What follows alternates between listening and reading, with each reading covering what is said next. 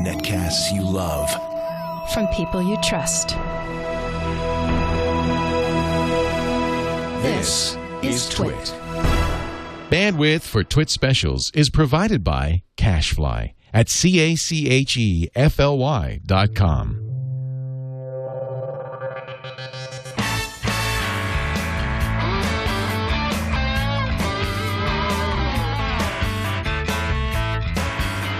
This is TWiT special number 120, recorded April 18th, 2012. The NAB Show 2012, Day 3.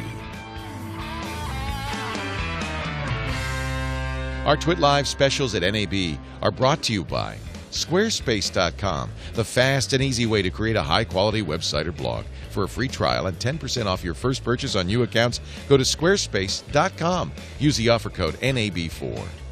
And by Pond5, the world's stock market marketplace. If you're a media maker who needs stock video clips, photos, illustrations, music tracks, or sound effects, check out Pond5 for instant downloads at the best prices anywhere. And for 50 files, absolutely free through May 31st, visit www.pond5.com/twit.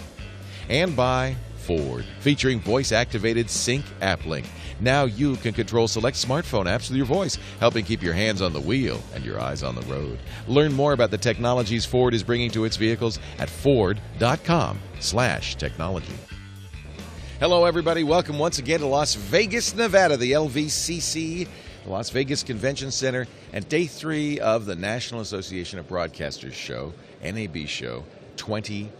Leo Laporte here from our Sky booth. We've got another great special for you. We're going to be going out in the field. Scott Wilkinson is out there with our cameras right now talking to people.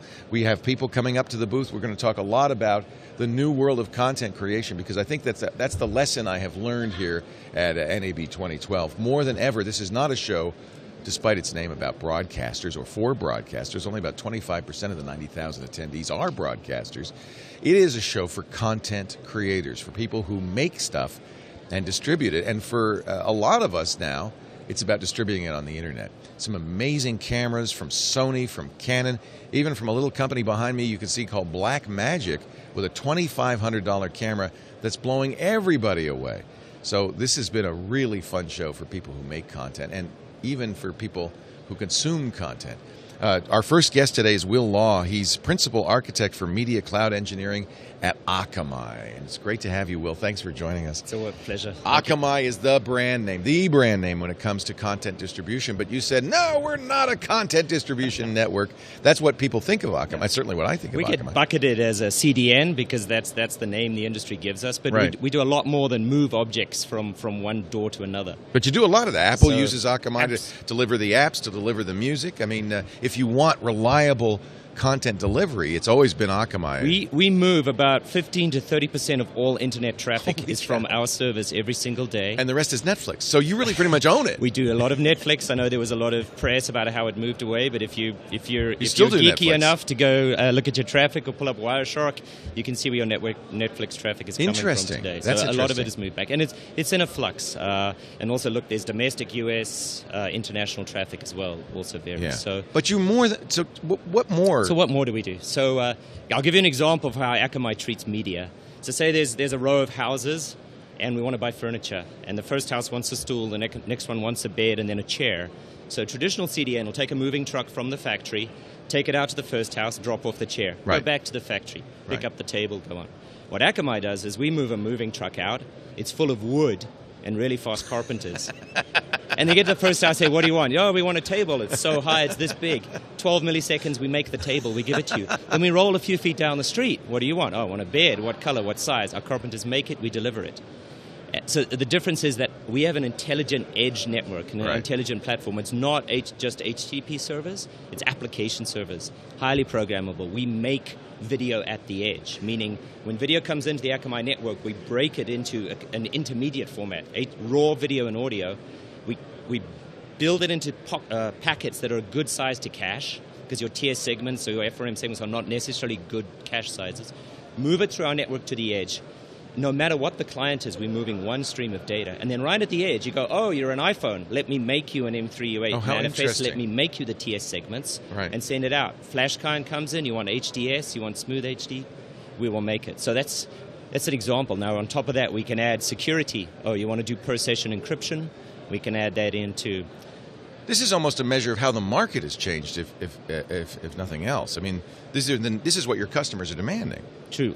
We're reacting to fragmentation in devices. So everything, it's the connected device world now. Right. We've gone away from convenient desktop and laptop, and we have to go to television, set-top box, mobile phone, tablets. They all want them video in a slightly different way. Apple's ecosystem is nice and clearly defined. Right. Android is a bit of a challenge at the moment. We've got RIM, we've got... Is that because there's so many devices, or...?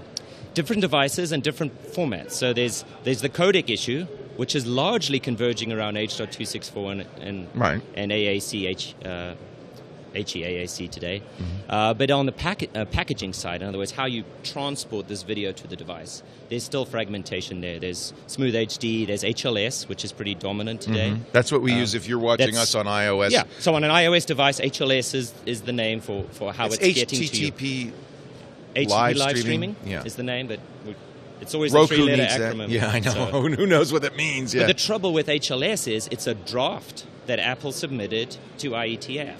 It's not final. Roger Pantos writes it and releases it. It's not on the specification track. Really? There's no test suite. You can't go get certified that you're a good HLS encoder or a good playback client. The acid test that Apple cares about is, does it play back on your Apple device? That's all that's they care fine. about. It's their format. Right. It plays well. It's an integrated ecosystem. But now we have encoders using HLS to reach televisions, to reach set-top boxes. And we start seeing, there's slight differences in how they encode it. And it's not the broadcast quality that we need.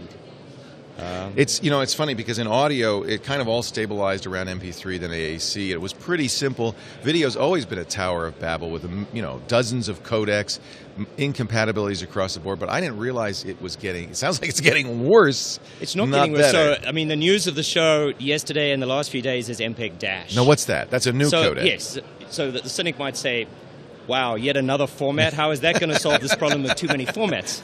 Okay, but maybe... That's what H.264 was supposed to do, right? But it largely has. There was H.264 and there was some variance in, are you baseline main? Right. Are you high? Right. But nowadays, chipsets are advanced enough, most of our phones will play all of those. That's right. We've gone away from worrying about the codec. We're on to this, worrying about the next thing, which is the encapsulation. So MPEG-Dash... How it's wrapped. Exactly. MPEG-Dash is a format that specifies how video moves from one to another. It stands for Dynamic Adaptive Streaming over HTTP. Basically, it's taking Apple's HLS, Microsoft Smooth HD, and Adobe's HDS and blending them, taking a best-of-breed solution. Yeah.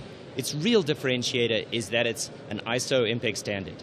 This is a solid standard. Unlike HLS. Unlike HLS. It's not a published international standard. It's a real standard. It was ratified in December of last year. Yeah. It's published by ISO on April Fool's Day this year. Uh-huh. You can go and buy the standard. Now, if you're a manufacturer like Samsung and you're committing a $100 million television line, you like to do it on a standard. You have visibility. Absolutely. You have test suites. There's conformance. You have an industry that's growing around it. Right. And we see that happening now. So Akamai was one of the early founders. This is good news, I guess. Although the chat room's saying, the way to solve a standards problem is having another standard. that's not. It's having a converged standard that people can agree on. So what's the buzz around Dash? Is there convergence? Yes. Akamai is one of the founders in something called the Dash Promoters Group. Mm-hmm. It was a little club of 6 guys. Interestingly, started by Microsoft and Qualcomm, and now it includes Adobe and Akamai. Is it going to get 50 Apple? Other Is companies. The question. So. The gorilla in the room is, yes, is Apple part of it? So a lot of people don't know Apple was instrumental in the definition of MPEG-Dash. They have crafted a profile within Dash called the main TS profile that allows you to take HLS assets as you have them today, modify the M3U8 manifest, and create an MPD, which is the Dash compliant one. So a very smooth migration path should Apple ever choose to go down that road. So here we are at NAB. Do you see widespread acceptance and excitement about MPEG-Dash? Yes, I do. We had a packed presentation the other day, and if you Google... Sorry, I'm losing my voice. It's the end of the week. It's always Google, tough in Vegas. MPEG-NAB, you're going to see probably 8 or 9 vendors making announcements. Good. Here. At our booth, certainly, I've got live demos going. We're showing ad insertion into a live Dash stream. How does it impact Flash? Does it replace Flash? Does Flash stay a wrapper? My best demo is Adobe Flash playing Dash. That would be Dash great. Flash is a very flexible platform. It's just a wrapper. It's a programming environment, right. And people don't give it credit for the fact that it took it created a cross-platform runtime that really lifted web video to where it is today. And yes, it's been marginalized by iOS, and that's fine. Adobe recognized that, and they have a solution set around. But today, still, if you want to reach 1 million or most 1 billion people are watching us on Flash. 99% of our audience watches on Flash. So Flash won't be here forever. Nobody's disputing that. But today, I can make a Flash client, and Adobe did it in a little project with us, and we're playing MPEG Dash. Well, that's the key. Same is true for Silverlight. That gives you legacy support. So Silverlight and Flash support it. Yeah. Going forward, it could run under other wrappers. Absolutely. You can make C++, Java. Right. The client space will evolve.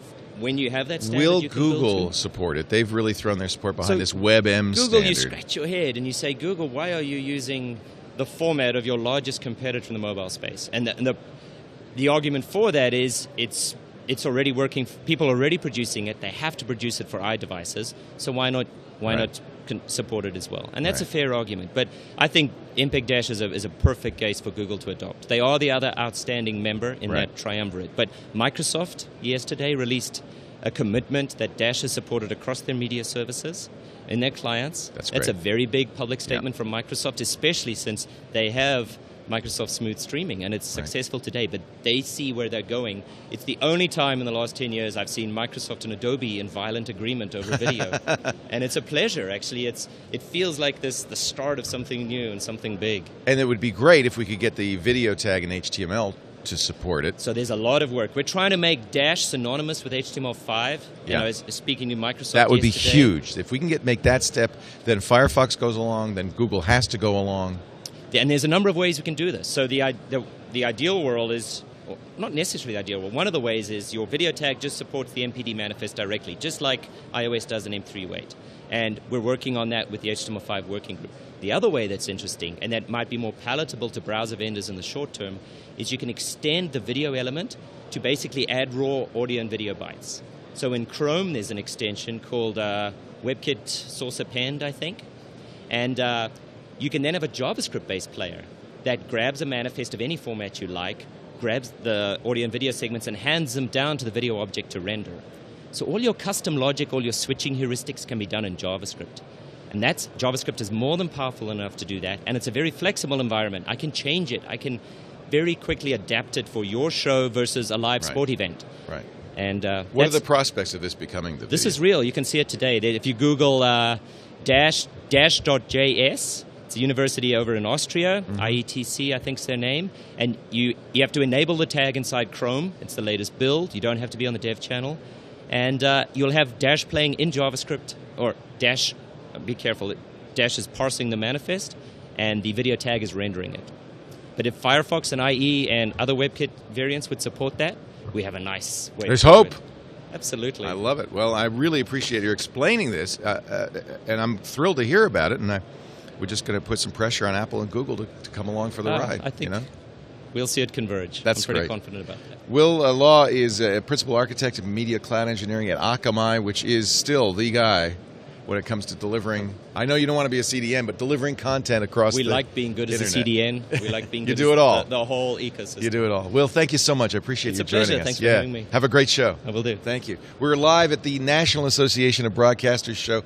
I hope that was one of the most interesting interviews I've done in the last 3 days. I'm really excited to learn more about MPEG Dash, and we'll follow that with great interest. Get the Microsoft guy to come on. We will. We had had the Azure guy on. He didn't mention it. We'll have to bring him back now. Bring him back, yeah. Thank you. You're welcome. Appreciate it, Will. Guess who's here now? I'm really excited to welcome Jim Louderback, the CEO of Revision 3, to our microphones. Jim and I have done many a CES and Comdex together, and now NAB. Good to see you, Jim. Good to see you too, Leo, but I can't follow that. That was amazing. Wild. Wasn't that interesting? Oh, yeah. To be honest, all news to me. It's really cool. Well, we need a standard, and WebM is not going to make it. It's pretty clear. Well, we had to in order to support HTML5, we had to re-encode everything in WebM, and it was a total pain because Firefox it's frankly ugly. Support, it's frankly ugly. So it's a pain. I was surprised 99% of your users are still using Flash. Well, because our providers, I'm not talking about the live stream, I'm talking about. Not downloads. No, I get it. Downloads are all H.264, but all of the live stream, we're using Ustream, Justin, BitGravity. We only have one HLS provider, and that's just for iOS pretty much, and the Roku. I imagine you don't do much live stuff, so it's not as much of an issue for you. Yeah, we do some live. We usually do live only on events. We do our video game show, Destructoid. We do live every Friday at 3 o'clock. Good, you can have it. I canceled my video game show. You get it. Take it. Everybody who watches Game On, start watching Destructoid. We should talk about a way to do some audience cross-promotion there. We're moving that over. We do cross-promotion. No, I have totally. Patrick, I have Veronica. We have a lot of our... But I have to say, Revision 3 has changed a little bit. You did... It's maybe not a full pivot, but you do as much now with YouTube people as you do your own production stuff. Yeah, we went to where the audience was. So if you think about in the early days of Revision 3, we did a bunch of our shows in-house that we created, but a bunch of the stuff were external people that built stuff for us. So the Hack 5 guys, for example, have always done that. Right. Film Riot and Film State. So it's just that more and more the people that we find that are emerging, that are building big communities around themselves, are actually coming from the YouTube ecosystem because it's so darn big. Yeah. And, of course, the food show, I can't remember its name. My son is, let me tell you something. Epic Mealtime? Epic Mealtime. If you could just get him together with the Epic Meal. Next time they're in town, I know they're Canadian. Yeah. The next time they come to San Francisco, please let me know. I would be a hero with my son. He is fanatic that's great. about Epic Mealtime. Well, what's funny? So my son's 12 now. Yeah. And he's a big video gamer. Yeah. And all of his favorite shows are on Machinima. Of course. Yeah, of course. So I'm looking at this and like, come on, watch some of what is that? He does like Phil DeFranco. He's a big Phil DeFranco fan. You got Phil DeFranco. That's good. But the others, he's always watching. He's always watching Yogg's Cast. Well, Yogg's Cast is actually a maker, but he's always watching these videos. It's like, man, you are my target audience. I got to start helping to figure out how to get we got to solve that one. So things are going well at Rev 3. Things are going really well, and you as well. I mean, this is very. Well, impressive. it's kind of nice because we started in very similar IPTV spaces, and we've diverged a little bit, and I think that's good. I mean, there's a lot of room. We're all trying to figure out how this works, and I'm thrilled to see Revision 3 doing well because vice versa. We are recreating this world just like we did. We're kind of recreating Tech TV here, aren't we? I mean, this is crazy. But the models are different. We don't have to do the 22 minutes and 44 minutes. You can go on as long as you like. We can do things in a minute or an hour, and we build audiences and communities. That's great. What do you think the future is? Is this your first NAB? It is. Yeah, it is. Normally, we would not go to something like this. You might go to NATP, the National Association of Television Program Executives, which I did last year. You might go to the Consumer Electronics Show, but the NAB show traditionally was broadcast engineers. It was transmitters. It was stuff we don't worry about. It was helicopters, Leo. Helicopters. We don't do broadcast. I don't buy helicopters. And yet, it is so much not a broadcaster show anymore. It is for people like us. It's a content creator. The technology here is really cool. The camera technology, the high-speed shutter technology, the 4K stuff. Yep. Although I will say this is a show that's trying to be relevant for internet video, but they need to try harder because they have a special internet video section way up in the back of the South Hall, all the way. It's with internet. It's the ghetto. It's the internet video ghetto, and I think that'll change. Except over time. If you think about it, every single thing here ultimately is something that you or I might use in our productions. Did you look at the Blackmagic $2,500 cinema camera? The Blackmagic design thing is amazing. It's going to replace everything. Yeah. I already was talking to them for Film Riot, which is our show about independent movie making. What do they use to shoot it? They use a lot. They actually, one of the most recent episodes, they shot it entirely. Really, what they do is they set it up with a segment and then talk about how they did it. Yeah. They did it all on an iPhone. And it looks amazing. The cinematographic stuff that they were able to do on an iPhone. But they use SLRs now. They are going. That's really the future. Although this replaces that because that's cheaper than an SLR body. That's $2,500, $2,300. Uses my SLR lenses. It uses all the same Nikon and Canon. So I don't have. That was the advantage of the SLRs. You had this great glass you'd probably already bought anyway. So all we really need is a sensor. That's what that is. And you attach to a Thunderbolt hard drive. It has a SS3. Well, talking to those guys was interesting. I said, look, for cinematographers, movie cinematographers, right? When they go out and do the next Titanic or the next big movie, they're going to rent the really high-end equipment. But those guys, that's what they'll buy for their own use. Absolutely. It's what I'm going to buy. Oh, yeah. Absolutely. And so it's a very interesting tech conference. Very interesting across the board. I like it. I mean, props to you for coming here for, what, second year, third year? Yeah, well, you know, it's funny because I'm actually rethinking whether we want to do CES anymore because people like you and CNET and everybody have got it covered wall to wall. There's nothing new to say there. We've got this place to ourselves, so don't you come here. Don't you come here. Where? What? Don't tell CNET we're here, okay? We're the official streaming partner, and frankly, I think in many ways there's more interesting tech here. You certainly don't have to wade through the kind of junk tech that you see at CES. So much of CES is, throwaway junk tech. And you know what I liked about this show, just walking through it, is that there are those, remember the old days of Comdex, you would find the weirdest stuff. Like people would create something really off the wall. It's like, wow. That's really innovative. Right. That happens here. I don't think that happens at CES as much. I saw these guys with this glass ball, probably, well, not glass, but it was see-through. It was about this big. And basically it was a amphibious, autonomous video camera. And they would roll around in the water and then roll up on the sand and it would be taking pictures. That. It's hilarious. I love it. And someone's going to use this to make the next version of some amazing show. But just looking at it like, I can't believe, A, that you came up with it, B, you bought a booth here, and C, somebody is going to use this and do amazing things. Yeah. That's why it was really fun walking the show floor. Yeah. Jim, it's great to see you. I know you got to run, you got appointments, but thank you for being here. Anytime, Leo. Anytime. Don't you dare bring a team next year because this is ours. I would not. I would not do that. You can do anything you want. It'll be different. It's always we do fun. Different things, which is great. I photobombed Patrick on Techzilla at CES. I peeked around the because I know Patrick. Yeah. No ability to tune anything out. Yeah. So I peeked around the corner and I knew it would completely break. I saw you do that. He completely broke. It was saw you do that. Yeah. Yeah. I was about to get the hook and pull you away from it. I know. I feel bad. I said, "Watch, see this, watch." And he goes, "Leo." It was great. I know. I want to see. I want him to actually pay you back sometime. He will, because I have the same problem. Right. Payback is a It's a biatch. Yeah. Thank you. All right. Thanks, so Leo. much, Jim Enjoy Louderback, CEO of Revision 3. Good to see you. Good to Congratulations see on you your Thanks. success. You too. It's really great to see you doing so well. See you later. See ya. Bye. We continue with our live coverage at CES. Scott Wilkinson's out in the field. Scott is our home theater guru. This is a great show for him. You got to believe it. And he came out to take a look at cameras, to take a look at screens and television sets. Right now he is at, I hope I'm saying this right, THREALITY. Scott? Hi, Scott Wilkinson here at NAB 2012. We're in a production truck outside the THREALITY Technica room, and I'm talking with Steve Schler, the CEO and founder of THREALITY, and Ted Kenny, a producer with the company. Steve, tell us a bit about this production truck we're standing in right now. Well, this is the B unit that came out of a partnership we have with NEP, and it's really the add-on unit that we would use at any event we might shoot, whether it's a sporting event or concert. This is really where the 3D magic happens, is in this truck. And Ted, you've actually made a lot of that 3D magic happen. I believe some of your credits include the U2 3D movie, Katy Perry. Who else have you shot? Britney Spears, Black Eyed Peas, as well as some sports. So this environment is very familiar to you. Absolutely. And the changes we made are just enhancing what we can do in 3D and making it better and easier. Mm-hmm. And what are some of those enhancements? Well, currently what we're showing is automatic convergence, which allows us to cut the crew size down, which is, of course, good for the business case model of 3D. But it's allowing a single person, a stereographer, to actually be creative and set the depth per shot without having to have a multitude of guides behind each camera. Mm-hmm. Now, here at the show, you're showing you have some Hawaiian dancers outside that you're shooting live with 2 3D camera rigs out there, and then I guess producing it in here, right? Well, we have 4 camera rigs outside, and we have a number of dancers, actually. You came through for Hawaiian moment, but there's, hip-hop moment, and there's a few other moments. Okay.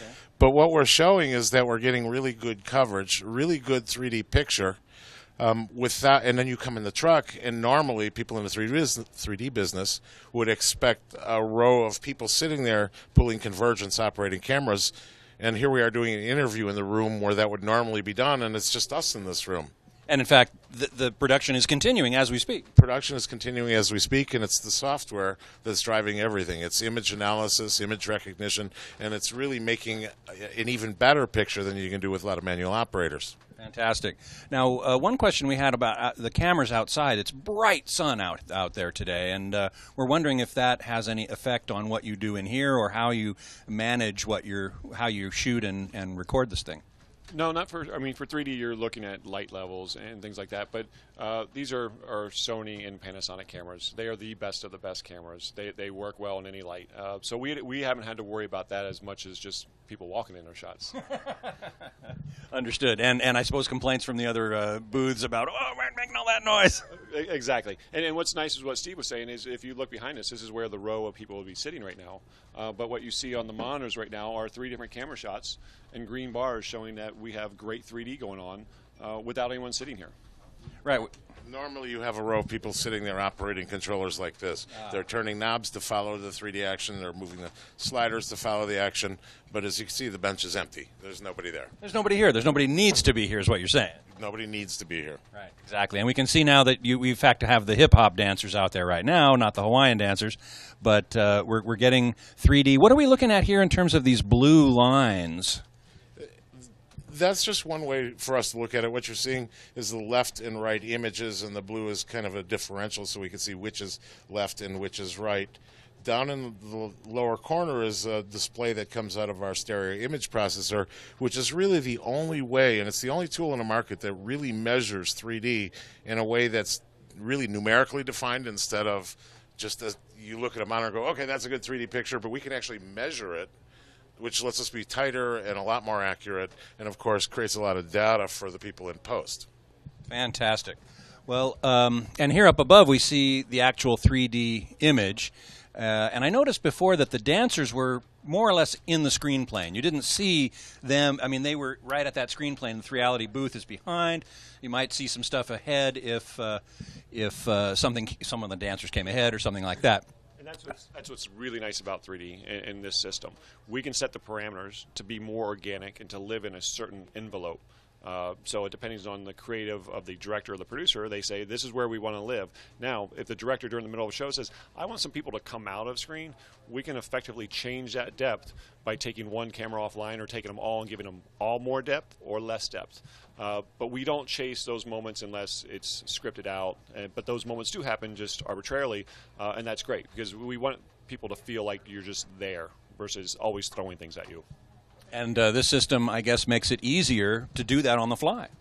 Yeah, absolutely. Not only is it easier, but it is. Our whole goal has been to try and make 3D production less expensive. Part of the technology is there to do a 3D broadcast. We can do sports, music, movies. The technology exists, and it's really highly refined at this point. What's lacking is a business case, and the thing to make a business case work, which means lower the cost, is either volume or better technology. And as the world moves towards more volume, we can't change that, but what we can change is the technology. Excellent. And so we developed the technology to make this less expensive, to require less people, and, by the way, to make better quality 3D so that the audience looking at this embraces it.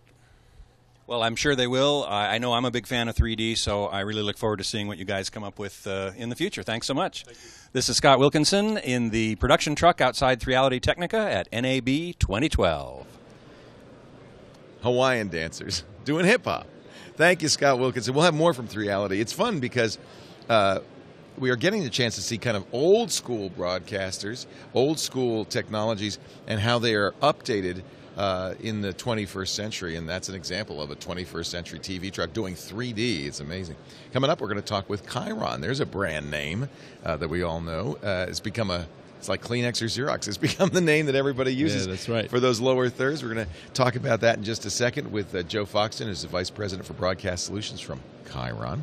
But first, a word about the best web hosting you'll ever see, Squarespace.com. I'm going to have to start calling them a web host because I think people forget. They see the great Squarespace software, the content management system. We talk a lot about how fast it is, how easy it is to use, and how effective it is. But really, it's also great hosting on top of that.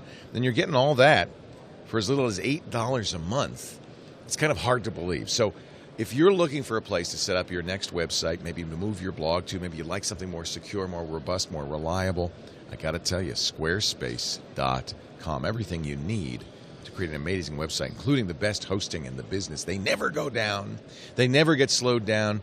As you know, we will shut down any site anytime merely by telling people to go to the site. in fact, most of the time when I talk about sites, go there first, then give you the address.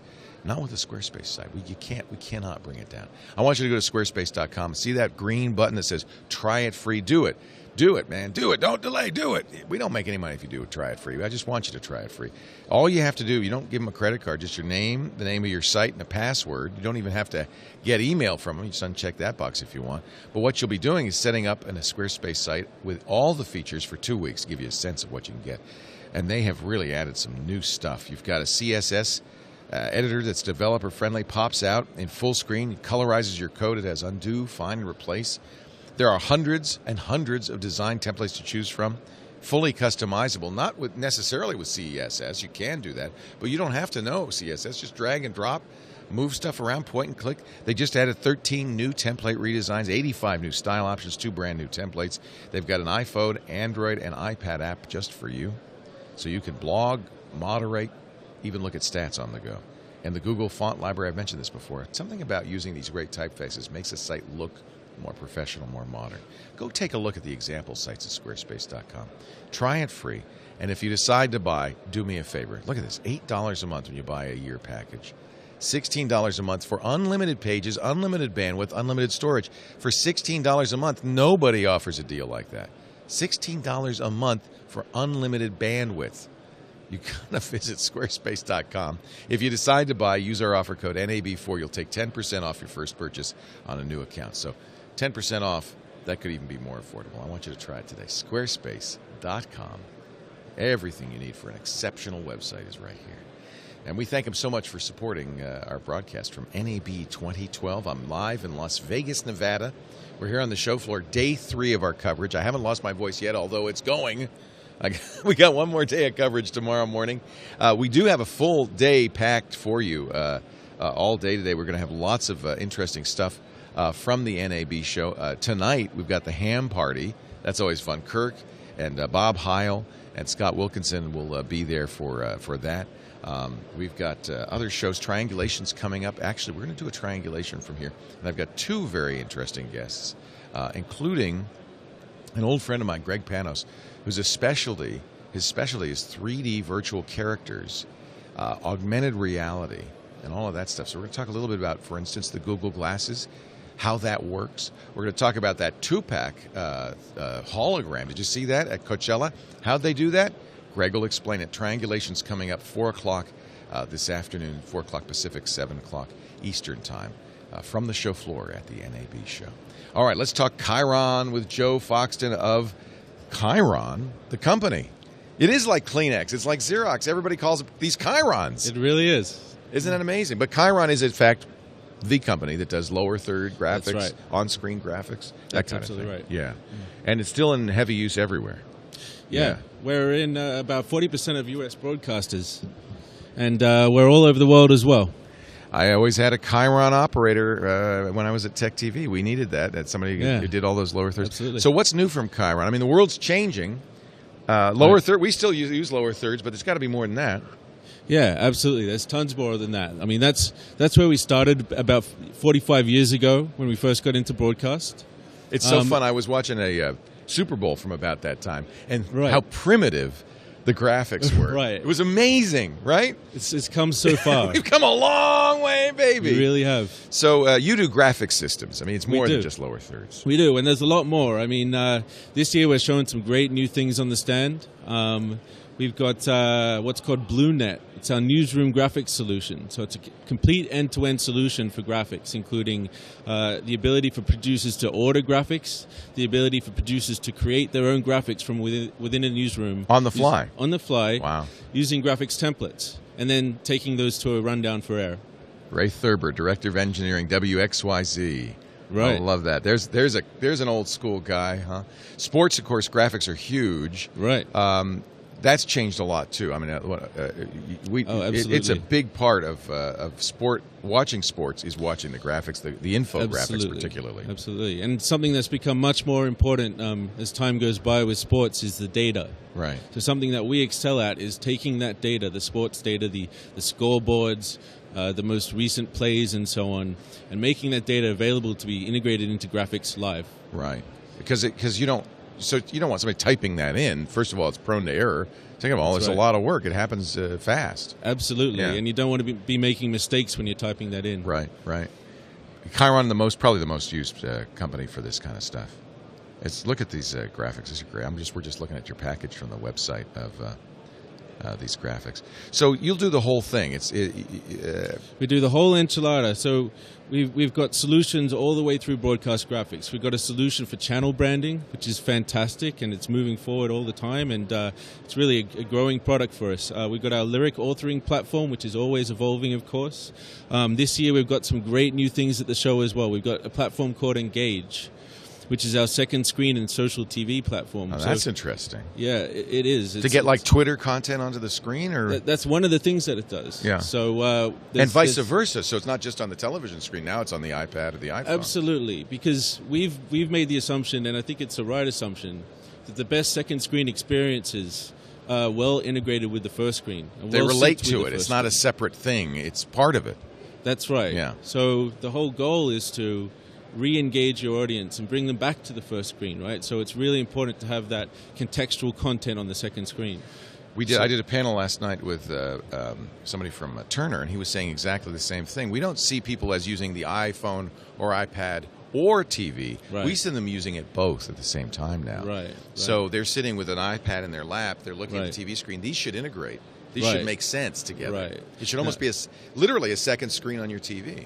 Absolutely. Yeah. Now, about 30% of the time, when people use a second screen, which is quite a lot, about 30% of the time, they're using it with contextual data from the first screen. Right. And then 30% is actually a really good number, but our customers want to increase that. So we're trying to give them ways to do that with this Engage platform.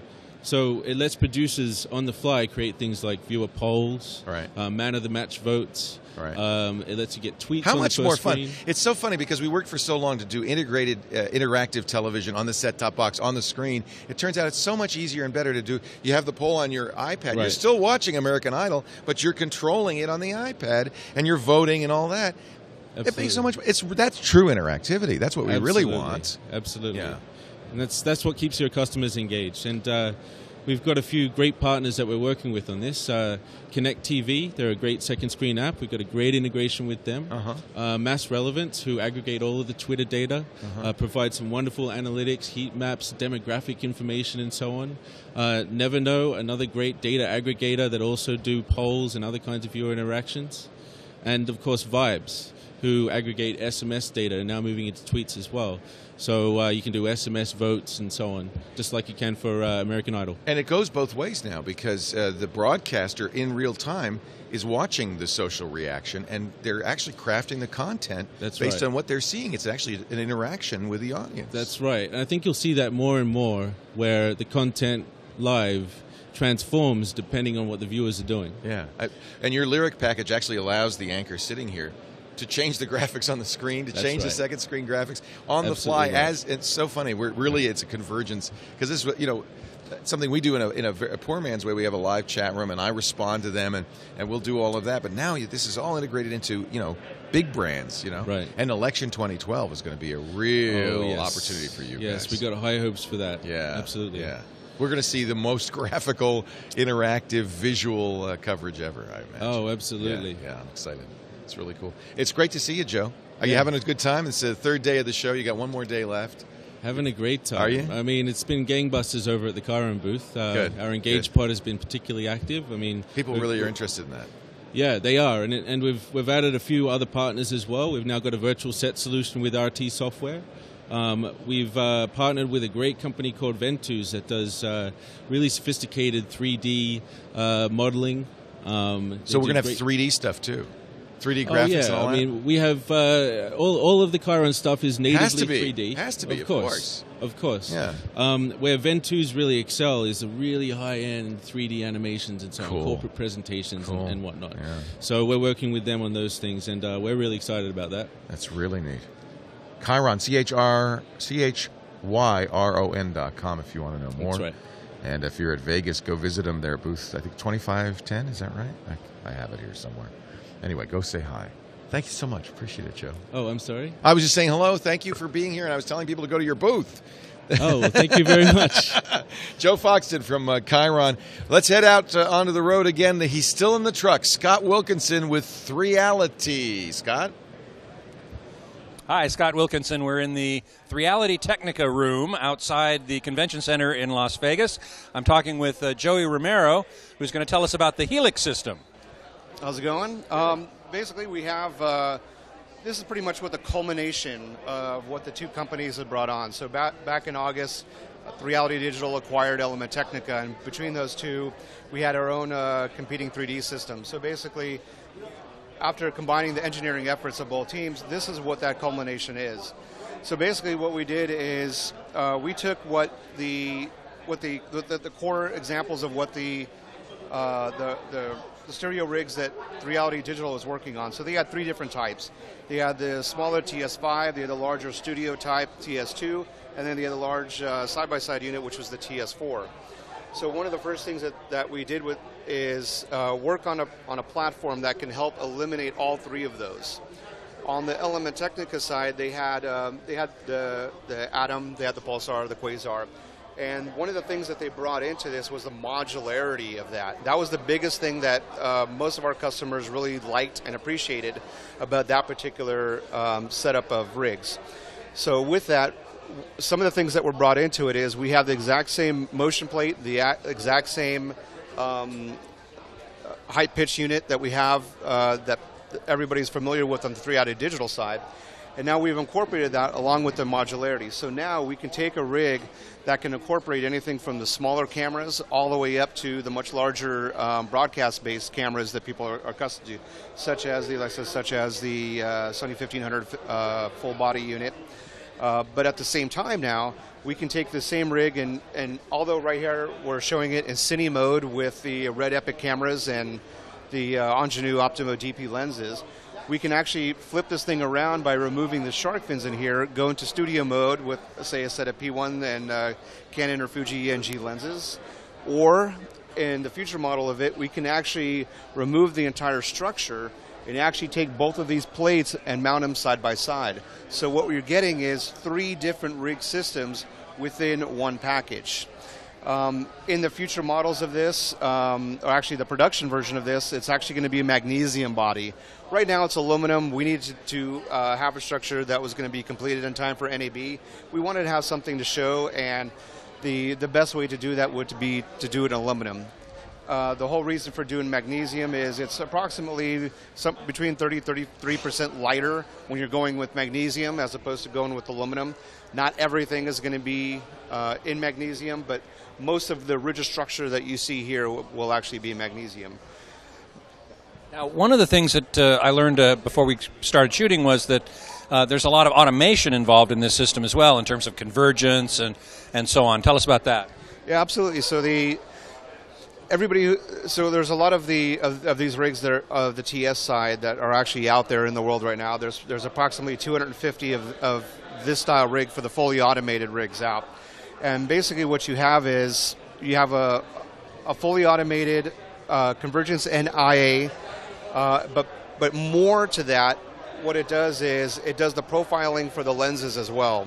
So it isn't just this rig where you're doing your IA and convergence moves and it does the alignment in that spot. The problem with that and with the rigs that only do that is you're aligning on a plane, but that plane changes depending upon where you are in your focal length. It changes as the lens breathes. It changes as the temperature increases or decreases. So what the electronics and the automation on this does is you go in and you set up your alignment in the beginning. You have your near side item, you have your far side item, your alignment's done. But every single frame, it checks and adjusts the alignment every single frame. So this isn't something where okay, well, let's stop, let's shoot it right here, let's adjust the alignment, this thing happened, that thing. It doesn't make a difference. Alignment is done once because it automatically corrects for that. It doesn't make a difference what focal length you're at. It doesn't make a difference what lenses you're using. It doesn't matter what camera's using. It doesn't matter the time of day. It doesn't matter the heat soak. It will constantly adjust the LUT. Fantastic. Thanks so much. No, not a problem. This is Scott Wilkinson in the TWiT Technica booth at NAB 2012. Wow, that's very. I just love all this high tech, this big gear, expensive gear.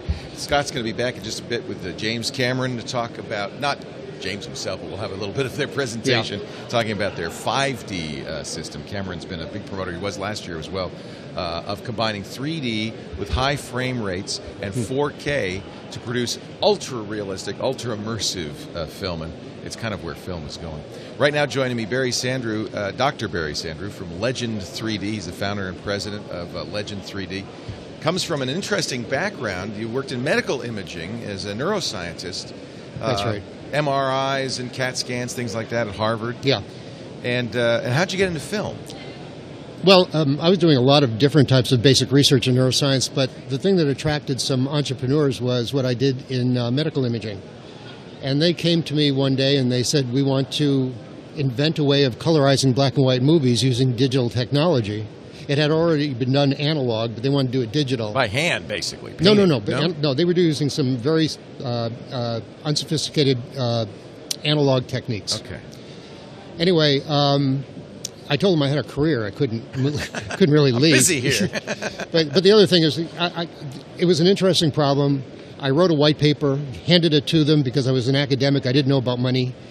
And here's how you do it. And they said, hey, this could work. So they asked me to do it. That's interesting.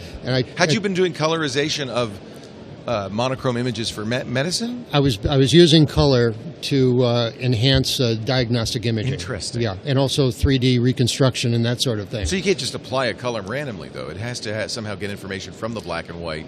Yeah, basically pseudo color. Pseudo color. Yeah. Same process in taking a Turner film and making it color? Sort of. How do you know what color to make? It doesn't matter. Nobody knows. No, it's a creative process. Right. It's a creative process. So it's not like you're looking at shades of gray and saying, well, that must have been red. Yeah. But you know what flesh is. That's got to be a certain color. That's right. But a house could be blue or red. Nobody cares. Well, and frankly, red comes out pitch black in black and white. Right. So you can't apply red to that. You can. You can't. You can't. Cannot. It won't hold it. Yeah. Interesting. Yeah. So that's a challenge. So you converted all of those for Turner? Yeah, Turner stuff. All of those, all those films. But now we're into 3D. We're not colorizing anymore. Yeah.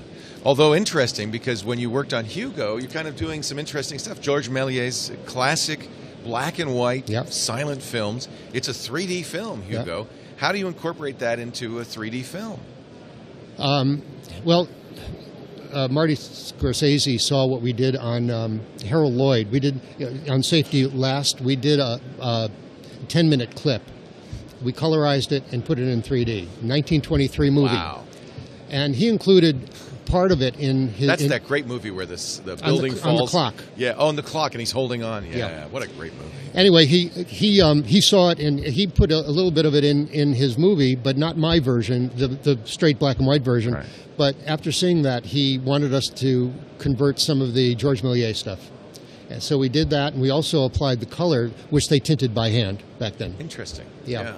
You didn't have to do it nowadays. You can do it digitally. I've been wanting to meet you for a long time because, first of all, I'm a big fan. Thank you. I listen to you almost every weekend. Oh, I'm so honored. Especially when I'm doing something really geeky like geocaching or something like that. You're a geocacher. Oh, yeah. How fun. But the other reason is because you've been a skeptic of 3D. I am a huge skeptic. I know. I am a huge skeptic. In fact, I have to tell you, there's not a lot of 3D on the floor. A lot less than there was last year. There's a lot more 4K. Yeah. And correct me, because look, Barry, you're the expert, so I'm going to listen to you. But it seems to me that if you do 4K and you do higher frame rates, that it's so realistic, the mind creates a 3D image. Yeah, but if you see that in 3D, it's even more spectacular. So it's now, of course, there's good 3D and there's bad 3D. Oh, absolutely. That's really the problem. If you want to see good 3D, you should go down to the Rourke booth. That's where we're showing our stuff. I will. Really? So what do people do wrong with 3D? I mean, one thing, obviously, is they use it as a gimmick. They what? They use it as a gimmick. A gimmick, yeah. I think that, we do 2D to 3D conversion. We convert films from 2D to 3D.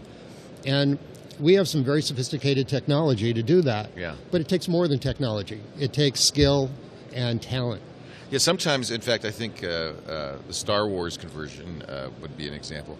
It almost looks like you've got 3D, but they're flat objects on a depth field moving independently. That's not great 3D. Well, I heard that James Cameron's Titanic, on the other hand, was very nicely done. Yeah, well, we just finished Top Gun. You 3D Top Gun? Yeah. So that'd be a great movie in 3D. It's wonderful. It's the 25th anniversary of that movie. And Bruckheimer and Tony Scott and Tom Cruise absolutely love what we did. But so we've got Star Wars, we've got Titanic, and we've got Top Gun all coming out this year. Mm-hmm. Star Wars and Titanic did very well. Yes. And we think the Top Gun is going to do as well, if not better. Is this the first of the 3 that you've done? This is yours. This is the first catalog. Yeah, this is ours. Yeah. This is our catalog title. Yeah. So there haven't been a lot of catalog titles, but with the success of these and the Disney animation, we're going to see more. A lot more. All right, sell me on 3D. It's going to. Well, I don't have to sell you because it's going to happen anyway. No matter what you think, because. Well, wait a minute, though. Box office for 3D is kind of down, isn't it? Well, we did Transformers, did $1.2 billion. Okay, that's not bad. We did Pirates of the Caribbean. I think that made over $1 billion. Yeah. We did Alice in Wonderland. That made over $1 billion. Okay, so, all right. You're convincing me, at least from a financial point of view. Well, from an aesthetic point of view, I'll tell you what I don't like. Yeah. And you've heard me say this. One is it's dimmer. I don't like wearing the glasses. Oh, okay. And that bothers me, and mostly I think a lot of filmmakers use it as a gimmick. I don't want snow falling on me, but I want it to be. If to me, the opportunity for 3D is to make it immersive and more realistic. You forget that you're watching 3D. Yeah, it just feels like a better movie. Well, that's what happened with Titanic and me. That's what I was told. I had never seen Titanic before. Yeah. And I forgot it was in 3D. I thought it was very good. Very good. Do you have a technology, Real D, or one that you prefer, or do you think they're all equivalent? Oh, we have our own. You don't use Real D? Real D, to project, yes. Project, yes. Yeah. I'm just asking you as a theater goer, what would give me the best experience? IMAX 3D? Well, IMAX, real IMAX is definitely good. One of the issues with people who don't like 3D, and on my blog I said, if you don't like 3D, get your eyes examined. Well, that's true. I don't have stereo vision. You don't have stereo vision. I didn't either, and I had to get corrections so that I could see stereo. How interesting! You didn't have stereo vision, and you're making 3D movies. No, I do now. I do now. No, in fact, I can if I relax. So I can see the 3D effects. Yeah. But I have to consciously kind of relax. Yeah. Well, that's one of the reasons why you may not like it. It's not a great experience for you. But that can all be corrected. All right. The thing is that all televisions, you can't buy it. You're not going to be able to buy an HD television that's not 3D ready within the next year. Already, if you want the top of the line TVs, they'll all have 3D. Exactly. Yeah. So I don't mind. I'm getting it for free. And I guess I'll start watching it. Tell me about Glasses 3D. Glasses? Glasses-less. Glasses-less. Is that going to happen? I mean, Dolby's showing some, but it's lenticular, isn't it? If you had asked me that 8 months ago, I would have said our grandchildren will probably see it. Yeah. But I've seen some pretty remarkable advances in lenticular. It's still not there. Lenticular requires you to be in a certain position, does it not? A sweet spot. Yeah. I mean, for an iPad or for a cell phone, perfect. Not so bad, yeah. But for television, no, it's not going to work. You can't have 5 people watching it because... No, you can't.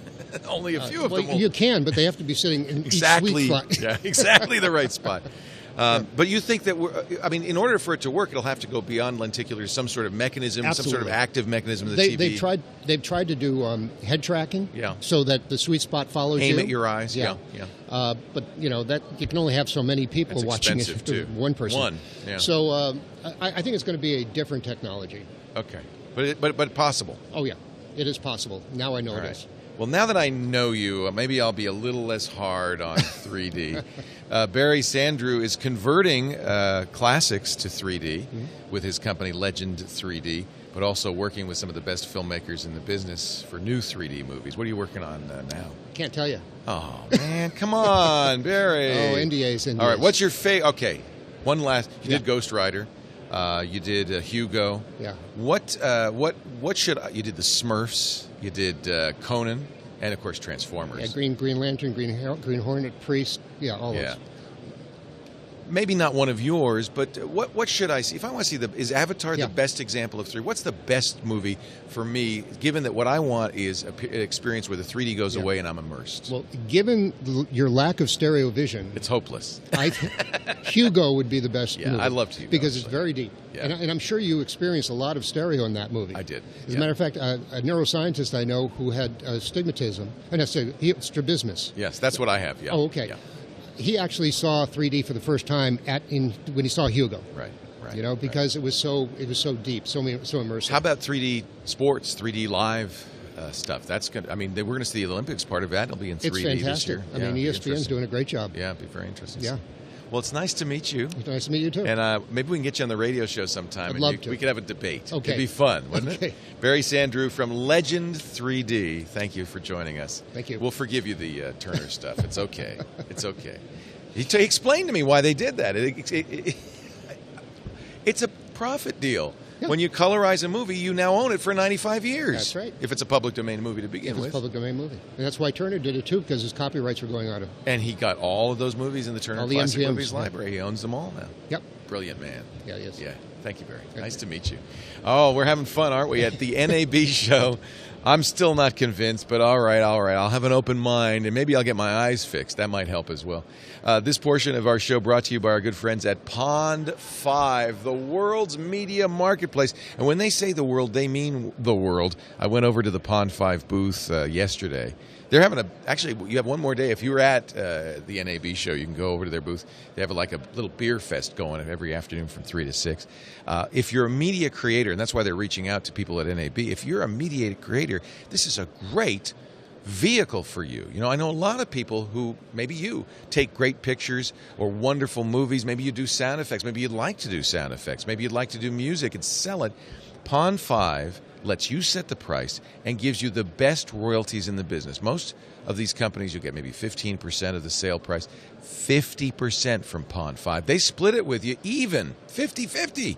Nobody gives you a royalty like that. It's a real opportunity for you to take a hobby, something you love, and turn it into a business.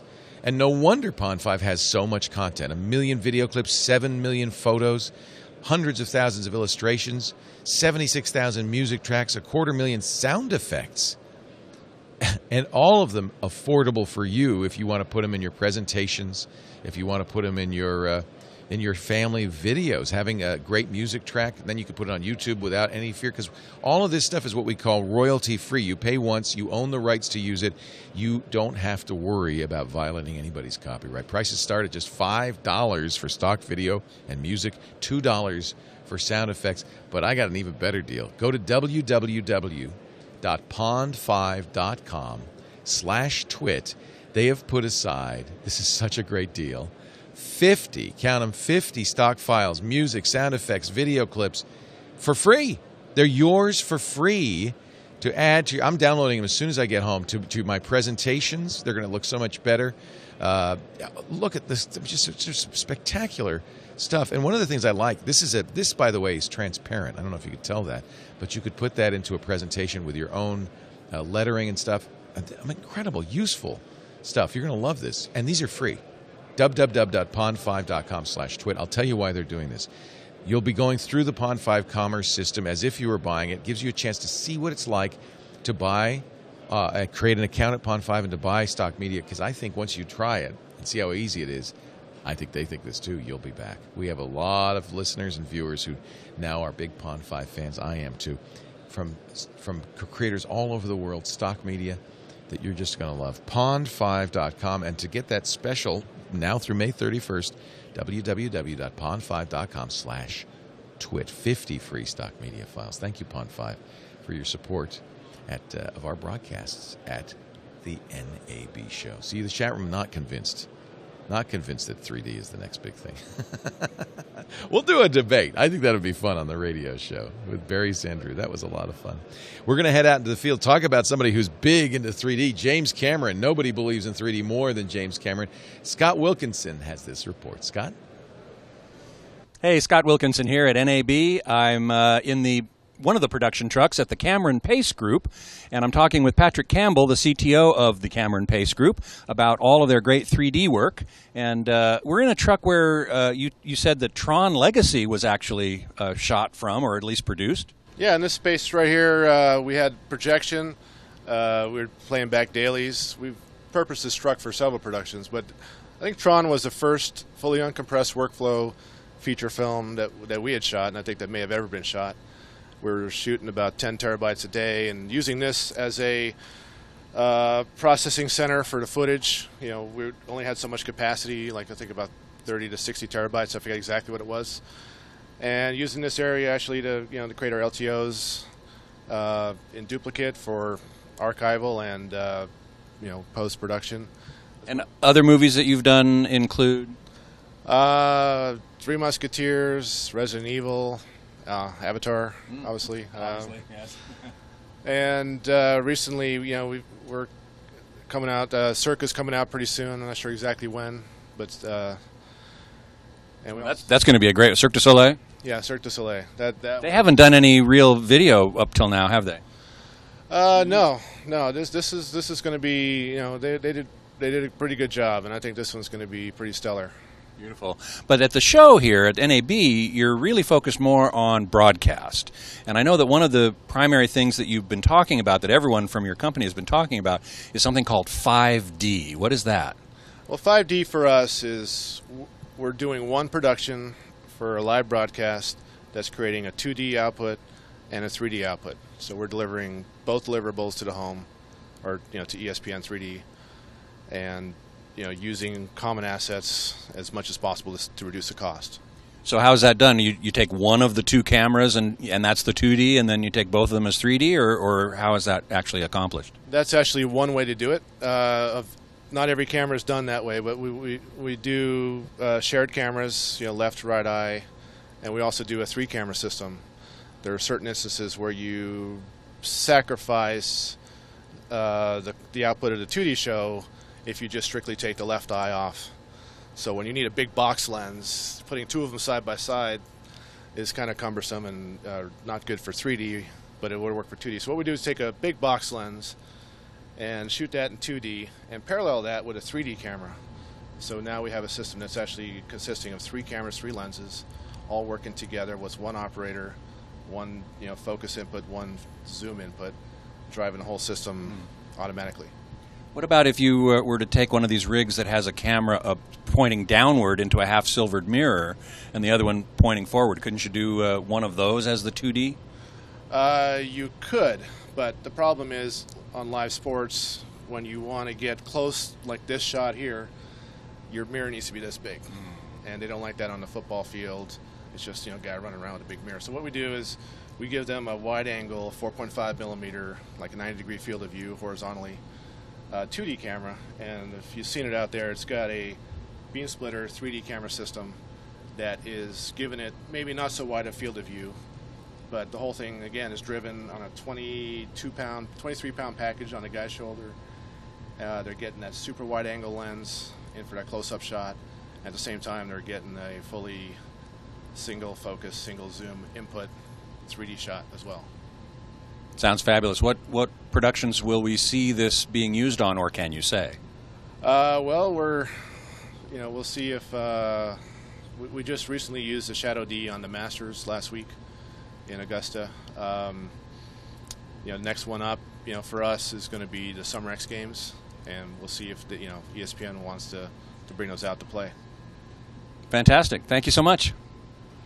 This is Scott Wilkinson at NAB at Cameron Pace Group inside the production truck. I think in some ways sports might be the, I think we were talking about that last night at the event, the threshold moment for 3D, especially the Olympics coming up this summer to see. I know I'm not a big fan of 3D, but, maybe seeing like the gymnastics of 3D, golf in 3D is pretty amazing. We are live from the National Association of Broadcasters show, the NAB show, the worst, most misnamed trade show I've ever been to, because it isn't about broadcasters. In fact, more than anything, it's about content creators and internet. We don't call them broadcasters, internet casters, streaming media, only 25% of the attendees here are broadcasters. And that's one of the things that's really fun, is to watch this explosion of content over the internet. Joining us right now from Verizon Wireless, Paul Schramm, who's the wireless manager for Global Enterprise Data Sales. Paul, good to have you. Mike Smith, Vice President for Media Entertainment at Verizon. Mike, what brings you guys to the NAB show? Well, Leo, we've been participating. Pull that mic up real close, because we have very directional mics because it's so noisy in here. We've been participating in the NAB show for about 8 years now. We're always very excited to be here. We think it's a wonderful opportunity for us to get together with customers and showcase a lot of our technology, and specifically how it can be leveraged in the broadcasting arena. So, particularly LTE now. I mean, huge. That's right. And to your question, that's really what we were excited about this year, is to showcase, in fact, our rollout of 4G LTE technology and how we can leverage the high bandwidth wireless capability for content capture and content distribution. So that's, in fact, really what we are showcasing at the booth this year. Yeah.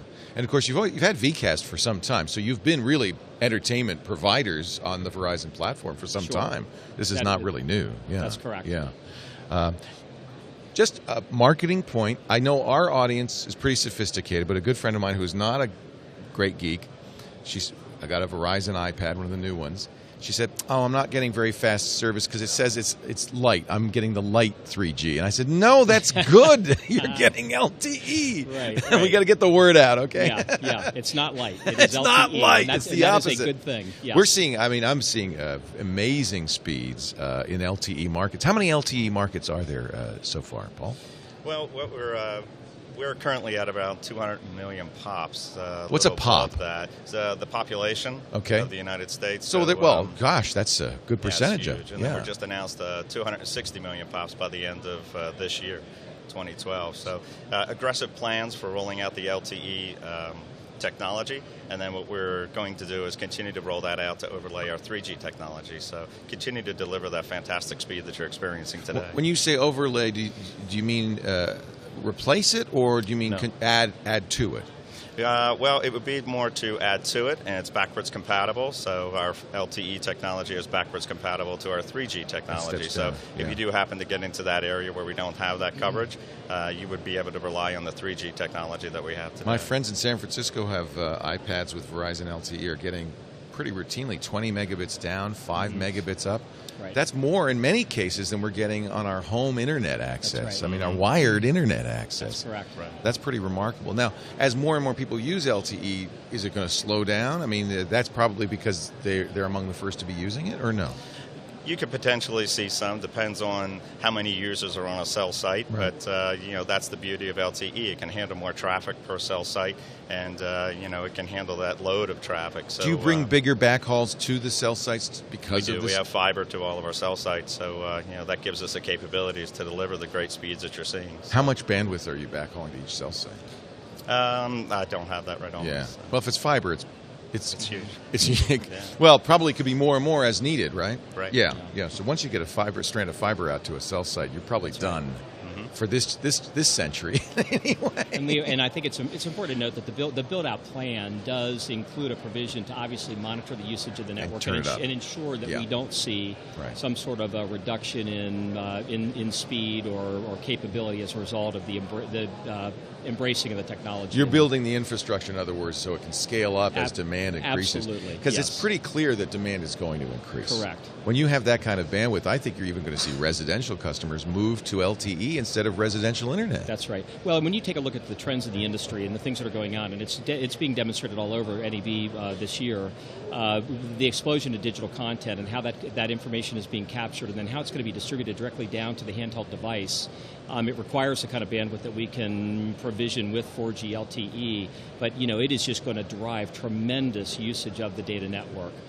Let me ask about network management, because that's been a hot button issue. You and Google did a brief for Congress saying that wireless providers should be treated differently when it comes to things like net neutrality and bandwidth management than land providers. What's your position on that? How does Verizon going to protect its network from so-called bandwidth hogs, and how do you protect broadcasters people like me who have a big internet audience so that we can still get to our audience. Well, let me take a stab at it, and then I want to have Paul comment on that as well. But I think there are a number of things. I mean, we just have to, the usage patterns of the network are going to change quite a bit. Huge. Constantly. Yeah. Depending upon new technologies, Sure. new devices that are developed, and that sort of thing.